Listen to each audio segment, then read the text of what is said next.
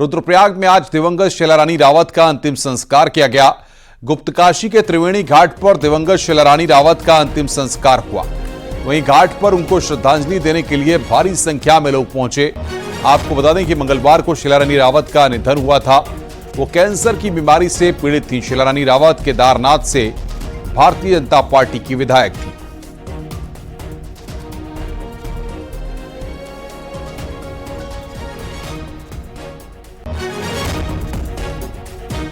कि सब यात्रा में जिस प्रकार से पूरा हुजूम पूरे क्षेत्र से निकला है, मैं जानता हूँ सबके दिलों में राज करती थी।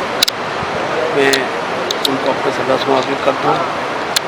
भगवान उनके परिवार को यह दुख सहन करने की शक्ति प्रदान करें। उन्होंने पूरा जीवन संघर्ष में बिताया है उत्तराखंड के केदारनाथ विधानसभा के लिए, रुद्रप्रयाग जिले के लिए, भारतीय जनता पार्टी के लिए बहुत बड़ी क्षति है।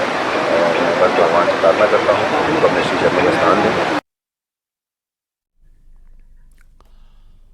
देहरादून में बिल्डर को आत्महत्या के लिए उकसाने के मामले में आरोपी गुप्ता बंधुओं को हाईकोर्ट से जमानत मिल गई है।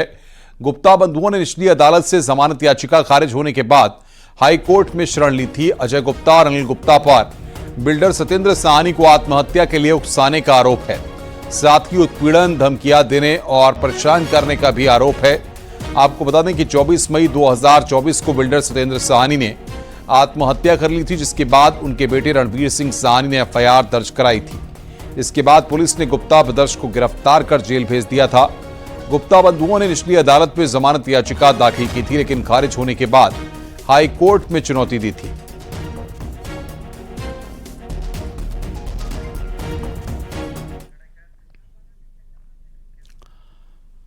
बद्रीनाथ नेशनल हाईवे अभी भी बंद है। वहीं जोगीधारा के पास फिर से पहाड़ी से मलबा आया है। पहाड़ी से बोल्डर गिरे हैं, जिनकी चपेट में आने से बाल बाल एसडीआरएफ की टीम बची है, जो सड़क को खोलने का काम कर रही है। तस्वीरों में आप देख सकते हैं कैसे अचानक पहाड़ी से बोल्डर गिरने लगते हैं और सड़क खोलने का काम कर रही एसडीआरएफ की टीम जान बचाकर भागती है। वहीं बीआरओ की मशीन भी बोल्डर की चपेट में आई है। आपको बता दें कि जोगीधारा के पास मंगलवार को भारी भूस्खलन हुआ था और तभी से हाईवे बंद है। हालांकि कुछ देर के लिए पैदल आवाजाही शुरू हुई थी, लेकिन वो भी बहुत खतरनाक बनी हुई है। बंद हाईवे को खोलने की कोशिश लगातार जारी है, लेकिन टीम को अभी तक कामयाबी नहीं मिल पाई है, क्योंकि पहाड़ी से रुक रुक कर मलबा गिर रहा है।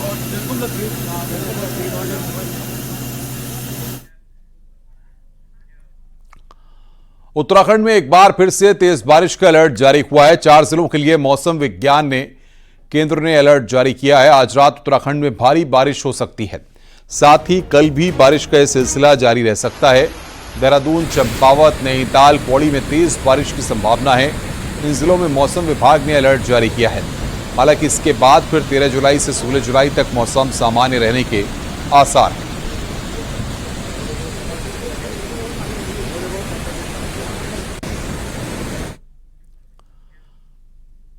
उत्तरकाशी के केदार घाट में नदी किनारे कुछ बच्चे नहा रहे हैं, जिनका सीसीटीवी सामने आया है। इन दिनों भागीरथी का पानी काफी बढ़ा हुआ है। ऐसे में नदी किनारे नहाने का जोखिम बढ़ा है और जल स्तर बढ़ने पर हादसा भी हो सकता है। वहीं पुलिस ने सभी बच्चों को केदार घाट जाकर समझाया और नदी किनारे से दूर रहने के लिए कहा है।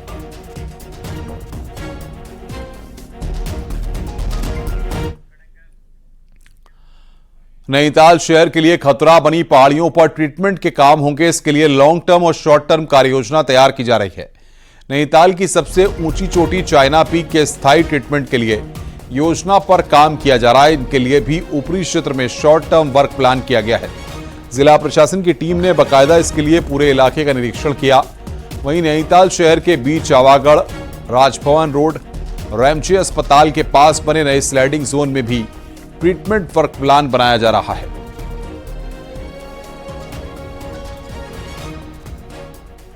उपरांत उसके लिए भी हम लोगों ने channel link fencing of high strength एक टेक्नोलॉजी के तहत जाएगा। अगर पत्थर ऊपर से नीचे गिरते हैं तो उसको रोकने के लिए फिलहाल एक शॉर्ट टर्म कार्य योजना, क्योंकि आपदा के दौरान प्रभावित हो सकती है, उस पर कार्य करने का निर्णय लिया है।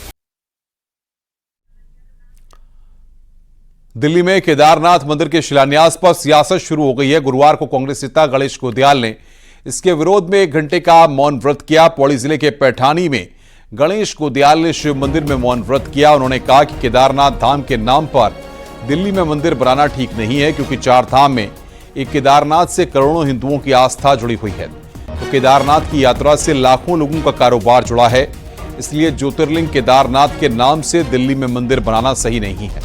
गोदयाल ने कहा कि सरकार इस पर जनता को सफाई दे कि आखिर इस मंदिर को क्यों बनाया जा रहा है।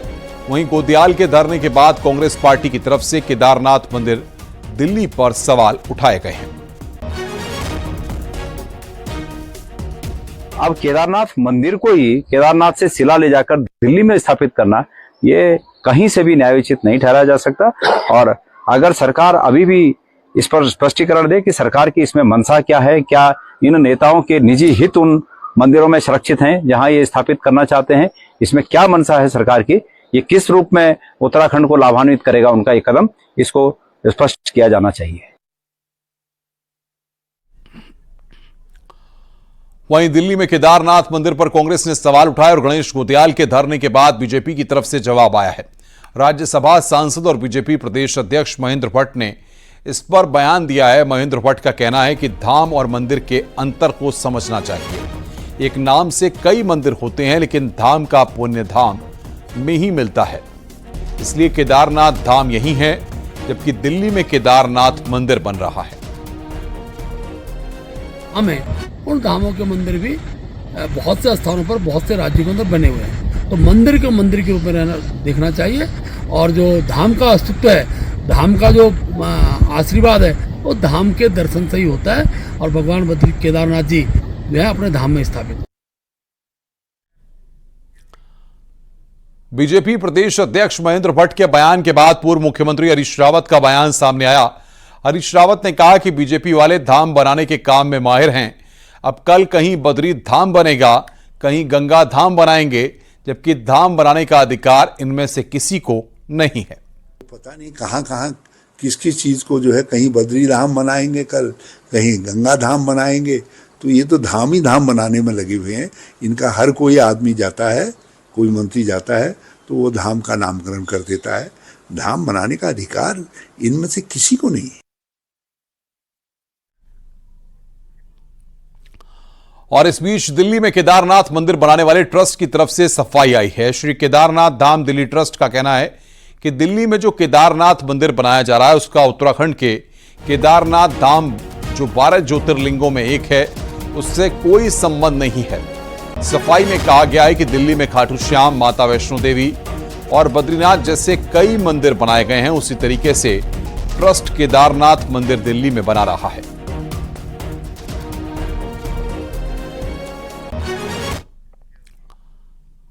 आगे बढ़ते हैं। उत्तराखंड में 2 विधानसभा सीटों पर उपचुनाव हो गए हैं और रिजल्ट शनिवार को आएगा। इन चुनाव में बीजेपी के पास खोने के लिए कुछ नहीं है, लेकिन रिजल्ट अनुकूल रहे तो पार्टी के लिए प्लस ही होगा। वहीं कांग्रेस की अगर बात करें तो उसे 1 सीट पर उम्मीद है। आइए देखते हैं कैसे।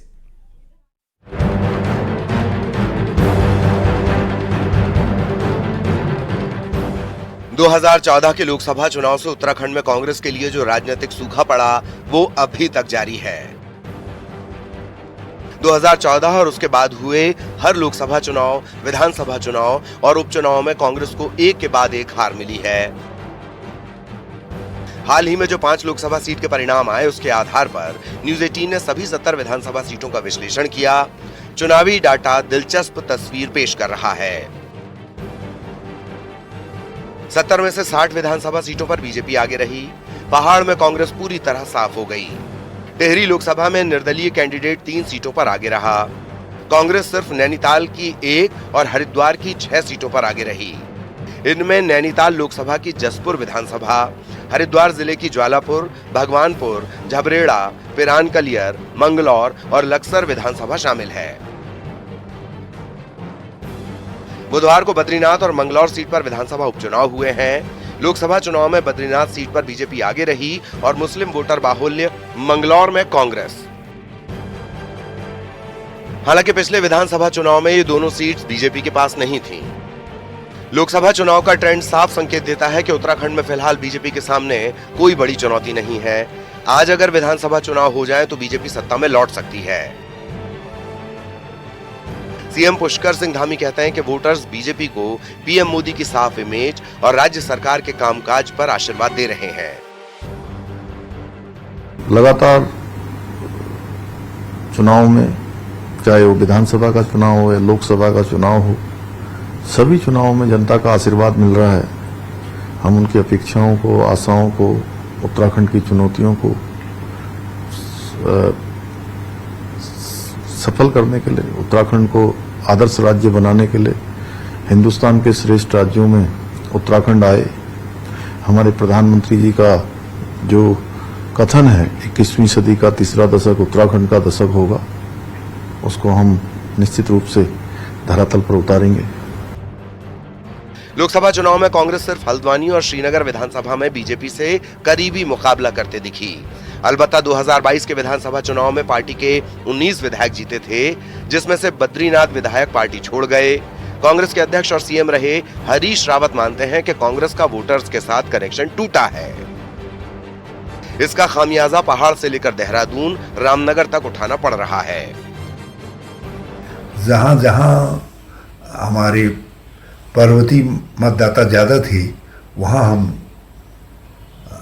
बड़े बहुमत के साथ हार गए। एक साल का कैंपेन हमको चलाने की जरूरत है कि भाई हमसे क्या गलती हुई और हमें क्षमा करें और हम आपके हैं। उत्तराखंड में बीजेपी और कांग्रेस के बीच सीधा मुकाबला होता रहा है। पिछले कुछ सालों में कमजोर संगठन और बड़े नेताओं के बीच संघर्ष की वजह से कांग्रेस अपनी जमीन खोती दिखी। वहीं मजबूत संगठन और हिंदूवादी इमेज के चलते बीजेपी ने अपनी जड़ें गहरी कर ली हैं। न्यूज़ 18 के लिए देहरादून से अनुपम त्रिवेदी की रिपोर्ट।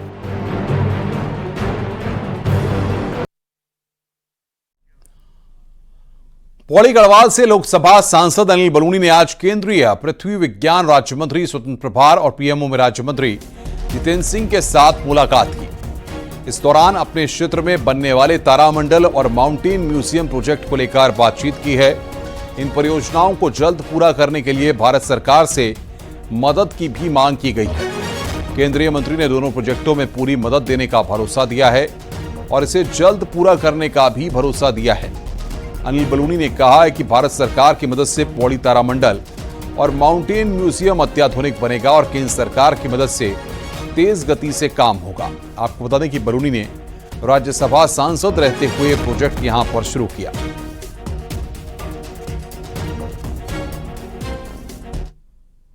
कि एक इन्होंने अनोखा उदाहरण स्थापित करते हुए सांसद के नाते, क्योंकि इससे पहले राज्यसभा में रहे, लगभग 17 करोड़ रुपया अभी तक एक वैज्ञानिक प्लेनेटोरियम अपनी कॉन्स्टिट्यूएंसी पौड़ी में स्थापित करने के लिए इन्होंने निर्धारित किया है, जो मुझे लगता है हम सब सांसदों के लिए भी एक अनुसरण करने लायक बात है। और जहां हम इनका पूरा सहयोग करेंगे, मुझे लगता है कि हमारा ये दायित्व भी बनता है कि वो एक अच्छा state of the art planetarium उस पहाड़ी क्षेत्र में स्थापित हो, जिस प्रकार का भी सहयोग तकनीकी अथवा दूसरा जिसकी आवश्यकता होगी वो हम उपलब्ध करवाने का प्रयास भी करेंगे। उत्तरकाशी के बड़कोट नगर पालिका में पंपिंग योजना की मांग को लेकर संत केशवगिरी बीते 6 दिन से भूख हड़ताल पर बैठे हैं। आज शाम पुलिस ने संत केशवगिरी को जबरन उठाकर अस्पताल में भर्ती करा दिया। संत को जबरन उठाने का स्थानीय लोगों ने विरोध किया। वहीं अब आंदोलनकारी पूर्ण सिंह रावत ने 4 सूत्री मांगों के निस्तारण के लिए अब भूख हड़ताल शुरू कर दी है।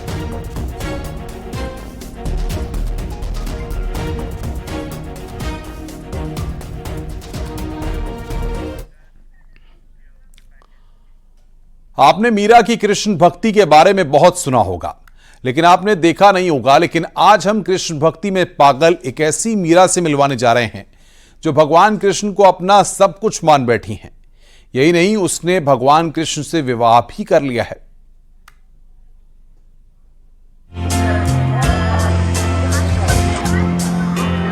बहुत सुंदर लग रही है।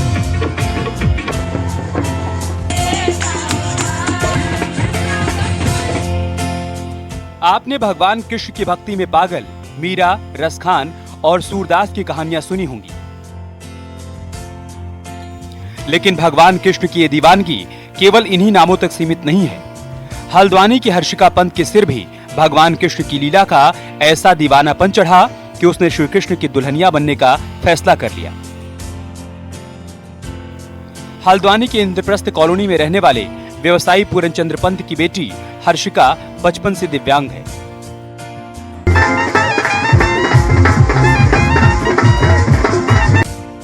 लेकिन वो कृष्ण भक्ति में ऐसी रमी कि उसने भगवान कृष्ण को ही अपना सब कुछ मान लिया और उसकी इच्छा के मुताबिक भगवान कृष्ण की इस सांवली मूरत से ही उसका विवाह करवाया गया।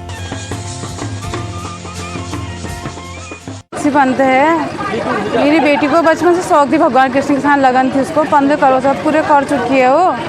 मम्मी उससे शादी करूंगी, भगवान से शादी करूंगी बोलती थी, तो हमने ऐसा नहीं सोचा था, लेकिन वो हो गया, अपने आप ही हो गया। बस इंसान को तो हर कोई अपना दामाद बनाता है। मैंने जो है मेरी बेटी ने उनको अपना चुन रखा है। भगवान मेरे द्वार पे हैं, बस खुश हूँ आज, बहुत खुश। और जो उसकी इच्छा थी धूमधाम से मेरी शादी हो, वो मैंने उसका कर दिया। हर्षिका ना तो चल सकती है और ना ही साफ बोल सकती है, लेकिन इसके बावजूद अपने टूटे फूटे शब्दों में भगवान से अपना प्रेम बखान करना नहीं भूलती। भगवान जी से और देती हूँ तो क्या ऐसा लगेगा। कितना प्यार करते हो भगवान से? कितना प्यार बहुत ज़्यादा। कब से प्यार करते हो भगवान कृष्ण से आप? मतलब 15 साल हो गए। भगवान कृष्ण के साथ हर्षिका का ये विवाह चर्चा में है। विवाह कराने वाले पंडित जी भी आश्चर्यचकित हैं।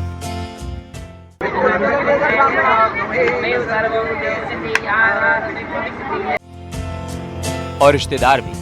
यही नहीं, शादी के लिए बाकायदा कार्ड छपवाए गए, गणेश पूजा हुई, फिर बारात और महिला संगीत के साथ ढोल मजीरे और डीजे के साथ नाच गाना भी हुआ।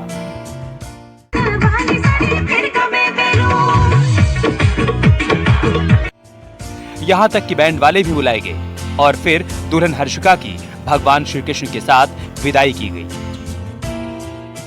कहेगी तो बस कृष्ण भगवान का नाम भी हमसे बोलेगी, आपके जमाई हैं, और कृष्ण भगवान ही को ही इतना ज़्यादा मानती, बहुत ज़्यादा, इसको शादी करनी कि कृष्ण भगवान से ही शादी करनी है। अभी वृंदावन से भगवान श्री कृष्ण को लाया गया है। मुझे सौभाग्य मिला है, मेरे साथ हमारी सहयोगी पंडित जी तिवारी जी हैं। ये भी जो है मिल करके हम जो है भगवान कृष्ण के साथ इस कन्या का शुभ विवाह कर रहे हैं। जैसे हमारी कुमाऊनी पद्धति में हमारी रीति रिवाज होती है, उसी रीति रिवाजों के अनुसार हम इस कन्या का विवाह भगवान कृष्ण के साथ कर रहे हैं। जाहिर है इंसान से इंसान का विवाह सामान्य बात है, लेकिन एक मूरत, वो भी भगवान की, उसे अपना पति मान विवाह करना अनोखी बात है। हर्षिका ने इसी अनोखी बात को अपनी भक्ति से सामान्य बना डाला है। हल्द्वानी से न्यूज़ 18 के लिए शैलेंद्र नेगी की रिपोर्ट।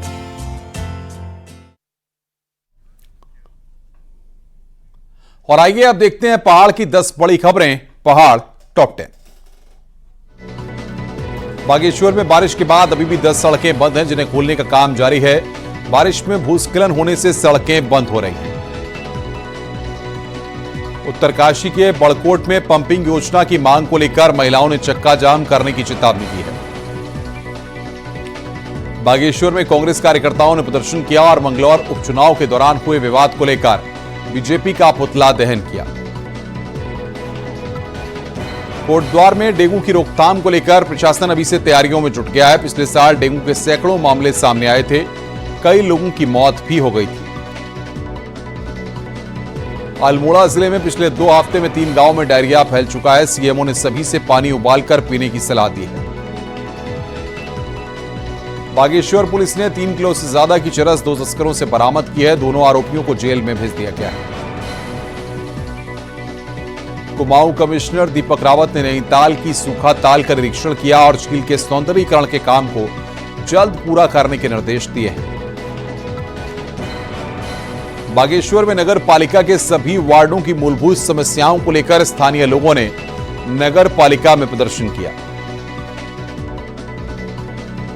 श्रीनगर के राष्ट्रीय प्रौद्योगिकी संस्थान में इस सत्र से एमएससी की पढ़ाई भी शुरू होने जा रही है। जुलाई के आखिरी हफ्ते में 60 सीटों के लिए प्रवेश परीक्षा कराई जाएगी। कठुआ के शहीदों के लिए हरिद्वार में श्रद्धांजलि सभा का आयोजन किया गया। इसमें शहीदों की तस्वीरों पर फूल चढ़ाकर श्रद्धांजलि दी गई।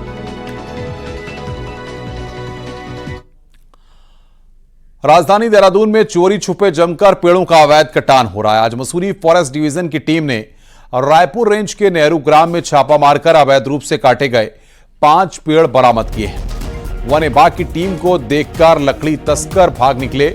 वन विभाग ने मौके पर मौजूद एक बाइक को भी कब्जे में लिया है।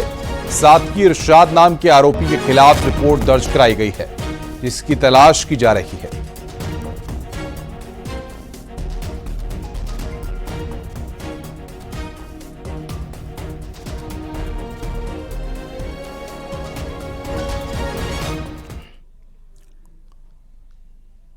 उत्तराखंड की राजधानी देहरादून आज भी अपराधियों के लिए शरण स्थली बनी हुई है, लेकिन अब ऐसे अपराधियों की खैर नहीं है। देखिए रिपोर्ट।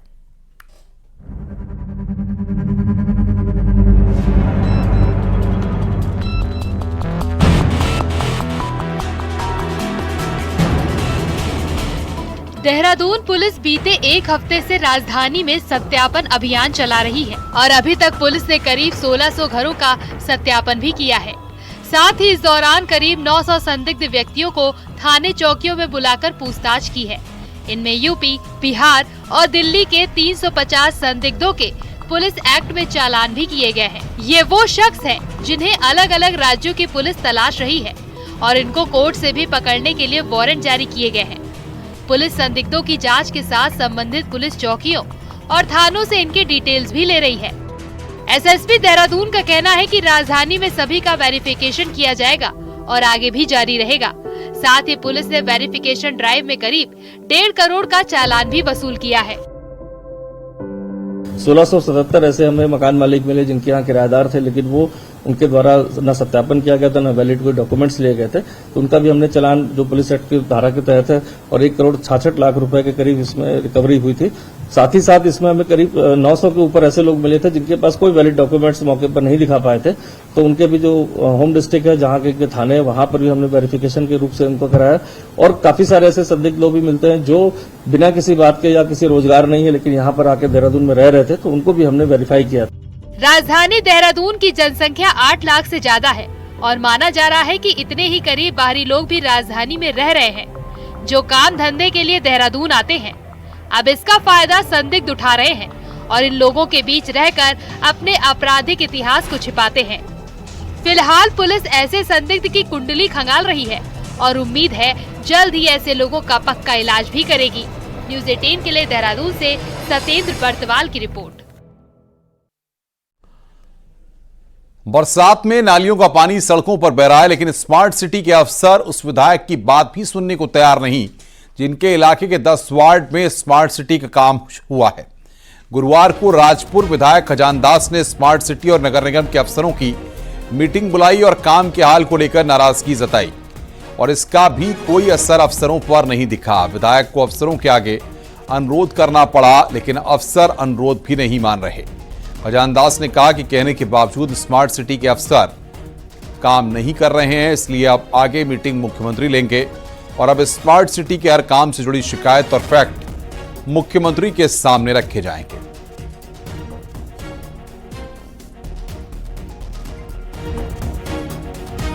जिम्मेदारी समझने के लिए कोई तैयार नहीं है। बार बार अनुरोध कर रहा हूं। अब मैंने एक ही फैसला आज बैठक में लिया है कि माननीय मुख्यमंत्री जी की अध्यक्षता में अब बैठक होगी और सारे तथ्य माननीय मुख्यमंत्री जी के संज्ञान में लाए जाएंगे। सत्ता भाजपा की है, विधायक बीजेपी के हैं, लेकिन हाल ये है। रुक रहे हैं यहां पर ब्रेक के लिए।